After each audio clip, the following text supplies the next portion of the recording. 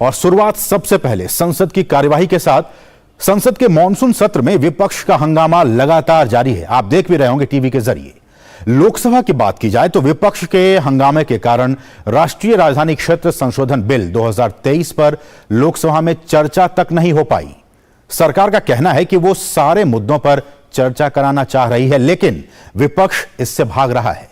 इस बीच सूत्रों के हवाले से खबर यह है और बहुत ही महत्वपूर्ण है कि विपक्ष के रुख से लोकसभा के स्पीकर ओम बिरला बहुत नाराज हैं। उन्होंने कहा है कि जब तक दोनों पक्ष यानी कि सत्ता पक्ष और विपक्ष संसद को सुचारू रूप से चलाने में पहल नहीं करते हैं, तब तक वे सदन की अध्यक्षता नहीं करेंगे। संसद के दोनों सदनों में विपक्षी दलों का मणिपुर मुद्दे पर हंगामा जारी है। विपक्षी दलों के हंगामे के जारी रहने के चलते लोकसभा की कार्यवाही पहले 2 बजे तक और उसके बाद दिन भर के लिए स्थगित कर दी गई। सदन न चलने के कारण राष्ट्रीय राजधानी क्षेत्र संशोधन बिल 2023 पर चर्चा नहीं हो पाई। ये बिल मंगलवार को सदन में पेश किया गया था। हमारे गृह मंत्री अमित शाह जी ने बोला कि इस सदन को ताकत दी है संविधान के तहत। जिस संविधान के आर्टिकल का वो उल्लेख कर रहे थे, उसी संविधान के आर्टिकल का उन्होंने उल्लेख किया और पैरा 7 पढ़ करके सुनाया कि संसद को कानून बनाने का अधिकार है दिल्ली से संबंधित मामलों में।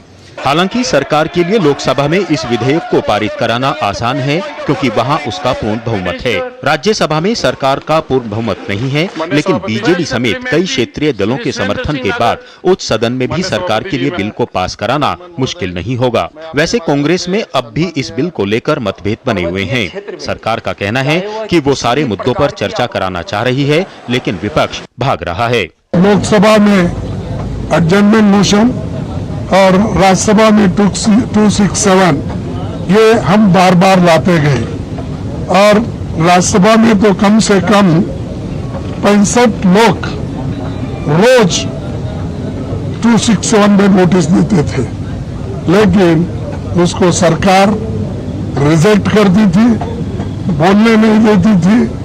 ये एक वहां पर स्थिति बनी। सदन चल रहा है, राज्यसभा तो हमने लिस्ट में भी डाला था, चर्चा करो। और गृह मंत्री बहुत ही डिटेल में चर्चा करने के लिए कितना घंटा तक वो चर्चा करना चाहते हैं, उतना चर्चा करने के लिए जब भारत सरकार तैयार है और स्वयं गृह मंत्री जो उधर होके आए वो रिप्लाई देने के लिए, इनका प्रॉब्लम क्या है यही मैं समझ नहीं आ रहा हूँ, लोग भी समझ नहीं पा रहे। सदन के अंदर तो मणिपुर मुद्दा तो चर्चा में है ही, सदन के बाहर भी इस मामले पर विपक्षी सांसदों के प्रतिनिधिमंडल ने राष्ट्रपति द्रौपदी मुर्मू से मुलाकात की। विपक्ष के सांसदों ने राष्ट्रपति से मिलकर मणिपुर की स्थिति को लेकर ज्ञापन सौंपा। ज्ञापन में विपक्ष ने राष्ट्रपति से बिना किसी देरी के राज्य में शांति और सद्भाव स्थापित करने के लिए तत्काल हस्तक्षेप करने का अनुरोध किया है। इधर सूचना प्रसारण मंत्री अनुराग सिंह ठाकुर ने कहा कि विपक्षी दलों को सदन में मणिपुर पर चर्चा में हिस्सा लेना चाहिए। देखिए, विपक्ष के माननीय सांसद सदन में भाग लेने के लिए नहीं आ रहे, चर्चा में भाग लेने के लिए नहीं आ रहे, चर्चा से भाग रहे हैं, बाकी सब कुछ कर रहे हैं। उनको चुना गया है कि संसद में आए, पार्लियामेंट में आए और देश से जुड़े हुए मुद्दों को, जनता से जुड़े हुए मुद्दों को वहां पर उठाएं। लेकिन शायद वो सदन को या पार्लियामेंट को गंभीरता से नहीं लेते और वो किसी भी चर्चा में भाग लेने से कतरा रहे हैं। संसद में गतिरोध के बीच राज्यसभा के सभापति जगदीप धनखड़ ने उच्च सदन में विपक्ष के नेता मल्लिकार्जुन खड़गे के साथ बैठक की। बैठक में एनसीपी नेता शरद पवार और कांग्रेस नेता जयराम रमेश भी शामिल हुए। उधर राज्यसभा में कांग्रेस सहित कई विपक्षी दलों के बॉयकॉट के बाद सदन की कार्यवाही आगे चली और कई बिल पास हुए। वहीं लोकसभा में हंगामे के चलते प्रश्नकाल थोड़ी देर ही चल पाया। एक सवाल के जवाब में रेल मंत्री अश्वनी वैष्णव ने कहा कि सीमावर्ती इलाकों में रेलवे स्टेशन पर सुरक्षा के इंतजाम बेहतर किए जा रहे हैं। सीसीटीवी कैमरा आज की तारीख में एक बहुत ही इंटेलिजेंट यूनिट बन चुका है, जिससे कि बहुत सारी टेक्नोलॉजीज का उपयोग करके, जैसे फेस रिकॉग्निशन, जैसे एआई, एक प्रॉपर सर्वेलेंस सिस्टम, एक ऐसा सिस्टम बन सकता है जिससे कि एक एडवांस में जानकारी मिल सके, जिस जानकारी से जो भी कोई दिक्कत आनी हो, उस सिक्योरिटी से रिलेटेड कोई पॉइंट हो, उस पर तुरंत एक्शन लिया जा सके। गौरतलब है कि मणिपुर मुद्दे पर विपक्षी दल पीएम के संसद में बयान की मांग कर रहे हैं।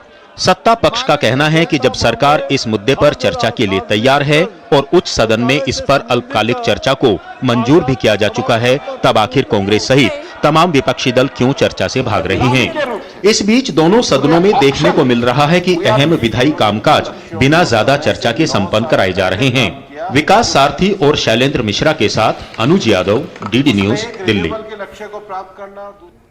और कामकाज और उत्पादकता यानी कि प्रोडक्टिविटी के लिहाज से बुधवार का दिन यानी आज का दिन राज्यसभा के लिए थोड़ा सुकून भरा रहा। विपक्ष के कई दलों के सदन से बाहर जाने के बाद कई विधेयकों पर चर्चा हुई और उसे पारित भी कर दिया गया। एक तरफ जहां खनन और खनिज विकास से संबंधित बिल पास हो गया, तो वहीं वन संरक्षण संशोधन बिल और जन विश्वास उपबंधों का संशोधन बिल भी चर्चा के बाद पारित हो गया। राज्यसभा में बुधवार को दोपहर बाद विधायी कामकाज में खासी प्रगति देखने को मिली। विपक्ष के कई दलों के सदन से बहिर्गमन के बाद एक के बाद एक बिल चर्चा के बाद राज्यसभा से पारित किए गए। दोपहर बाद सबसे पहले राज्यसभा में खनन और खनिज विकास और विनियमन संशोधन बिल 2023 को चर्चा के बाद पारित कर दिया गया। ये बिल केंद्र सरकार को कुछ महत्वपूर्ण खनिजों के लिए विशेष रूप से खनन पट्टे और समग्र लाइसेंस की नीलामी करने का अधिकार देता है। भारत को आत्मनिर्भर भी बनना है। We need all these minerals to build modern India, new India, which is the concept of honourable prime minister Shri Narendra Modi. And by 2047 we want to become developed India. For that developed India these minerals are needed. उच्च सदन ने चर्चा के बाद one संरक्षण संशोधन bill 2023 भी सदन से पारित कर दिया। यह विधेयक वन संरक्षण अधिनियम 1980 में संशोधन करता है ताकि इसे कुछ प्रकार की भूमि पर लागू किया जा सके। सभी सदस्यों की जो मंशा है कि इस बिल के माध्यम से हमारे देश का जो फॉरेस्ट एरिया है उसका कंजर्वेशन, प्रिजर्वेशन के साथ ही साथ देश के इंफ्रास्ट्रक्चर का भी विकास होगा।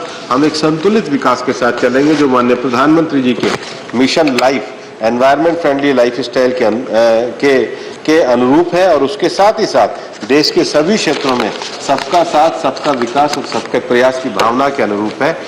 राज्यसभा में जन विश्वास उपबंधों का संशोधन बिल 2023 को भी चर्चा के बाद पारित कर दिया गया। ये बिल मोदी सरकार के ईज ऑफ डूइंग बिजनेस को आगे बढ़ाता है। इसमें कारोबार सुगमता को बढ़ावा देने के उद्देश्य से 42 अधिनियमों के 183 प्रावधानों में संशोधन कर छोटी मोटी गड़बड़ियों को अपराध की श्रेणी से हटाने का प्रस्ताव किया गया है।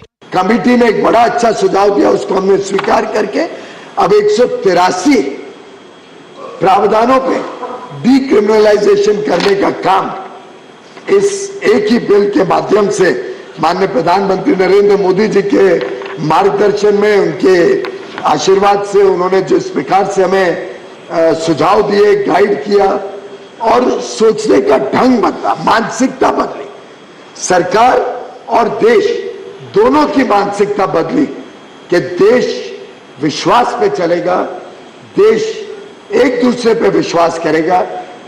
गौरतलब है कि बुधवार को पहली बार राज्यसभा में शून्यकाल पूरा चला और बाद में प्रश्नकाल में भी अहम सवालों के जवाब संबंधित मंत्रियों द्वारा दिए गए। सदन में मणिपुर मुद्दे पर कांग्रेस समेत कई विपक्षी दल पीएम के बयान की मांग कर रहे हैं, जबकि सदन में इस पर अल्पकालिक चर्चा मंजूर की जा चुकी है।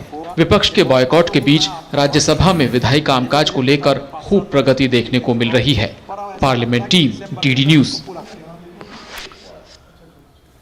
तो आपने इन दोनों रिपोर्ट्स के जरिए इस बात को समझने की कोशिश की कि लगातार चाहे वो लोकसभा हो या फिर राज्यसभा हो, दोनों ही सदनों में विपक्ष का जो रुख है वो लगातार अड़ियल बना हुआ है। और आज इसी विषय पर हम विस्तार से चर्चा करेंगे कि जो विपक्ष का रुख है वो लगातार अड़ियल बना हुआ है। आज संसदीय कार्यवाही का 10वां दिन था और इन 10 दिनों में लगातार हम जो ये रुख देख रहे हैं विपक्ष का, वो अड़ियल रुख लगातार हम उस पर बातचीत करेंगे। तो हमारा विशेष संसद में विपक्ष का रुख लगातार अड़ियल बना हुआ है। आज संसदीय कार्यवाही का 10वां दिन और 10वें दिन में भी यही हालत बनी हुई है। हमारे साथ आप देख सकते हैं हमारे 3 खास मेहमान इस वक्त जुड़ चुके हैं। हमारे साथ हैं प्रफुल्ल केतकर जी, जो कि वरिष्ठ